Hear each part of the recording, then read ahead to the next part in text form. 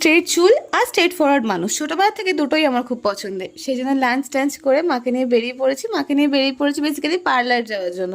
Basically আমি parlour গেছি আমার চুলে একটা ট্রিটমেন্ট করার জন্য। আমার চুলটা খুব রাফ, খুব ড্যামেজ ছিল প্রথম থেকে, কারণ আমি হেনা ইউজ করতাম আর এমনি আমার মাথায় খুব কম চুল।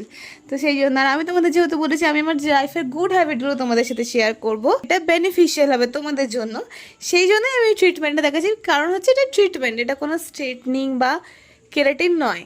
সো এটা হচ্ছে বেসিক্যালি ন্যানোপ্লাস্টিয়া ট্রিটমেন্ট। তোমরা আশা করি সবাই জানো আজকালকার দিনে ন্যানোপ্লাস্টিয়া খুব খুব ট্রেন্ডিং আছে বলতে গেলে, কারণ তার ভালো গুণগুলোর জন্যই এটা ট্রেন্ডিংয়ে আছে। স্ট্রেটনিংয়ে যেরকম অনেকটা ফর্মালডিহাইড ইউজ হয় আর চুলগুলো খুব ক্ষতি করে, ড্যামেজ করে চুলকে, অলরেডি ড্যামেজ চুলে পার্লার থেকেই তোমরা দেখবে ন্যানোপ্লাস্টিয়াই সাজেস্ট করে বা বোটক্স সাজেস্ট করে, ওরা স্ট্রেটনিং বা কেরাটিন সাজেস্ট করে না। কারণ স্ট্রেটনিং বা কেরাটিনে খুব হার্শ কেমিক্যাল ইউজ হয় যেগুলো চুলকে আমাদের রাফ করে, হেয়ার ফলকে প্রমোট করে।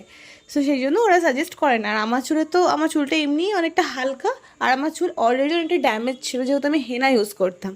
সেই জন্য আমাকে ওরা ন্যানোপ্লাস্টিক সাজেস্ট করেছিল। আমি আগেও একবার আমার চুলটা দেখাতে গেছিলাম, তখন আমি করাইনি, তখন ওরা আমাকে ন্যানোপ্লাস্টিকই সাজেস্ট করেছিল।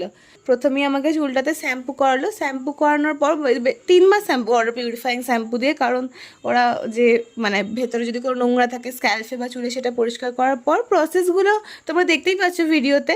তারপর 3 বার মোট শ্যাম্পু করলো, তারপর ওরা যে ন্যানোপ্লাস্টিকের যে ক্রিমটা হয় সেটা আমার চুলে ভালো করে অ্যাপ্লাই করে দিল। করার পর 45 মিনিটস মতো আমাকে ওই প্লাস্টিক টাইপের একটা জিনিস পরিয়ে বসিয়ে রাখলো। এতক্ষণে বেসিক্যালি আমি বুঝলাম যে ন্যানোপ্লাস্টিয়া কেন নাম, জোকস অ্যাপার্ট। তারপর আবার স্ট্রেটনার দিয়ে চেপে চেপে চুলটাকে আয়রন করা স্টার্ট হলো। এই পোর্শনটা আমার খুব লাগছিলো মাথায়, আমি ওদেরকে বলছিলামও, ওরা বলছিল যে ম্যাম আপনার সেন্সিটিভ স্ক্যাল্প তাই লাগছে। তো তারপর স্ট্রেটনিংটা করার পর একটুখানি ওয়েট করতে হয়েছিলো। তারপর আবার ভালো করে মাস্ক লাগিয়ে চুলটা ধুয়ে দেওয়ার পর এই যে আমার ফাইনাল লুক। তো তোমরাই দেখে যেতে কেমন লাগছে। আর আমি অবশ্যই তোমার ন্যানোপ্লাস্টিয়া সাজেস্ট করবো, কারণ ন্যানোপ্লাস্টিয়া কোনো সেরকম নেগেটিভ ইম্প্যাক্ট নেই, কোনো ড্যামেজ করে না চুলকে, বরঞ্চ চুলের রুট থেকে চুলটাকে নারিশ করে।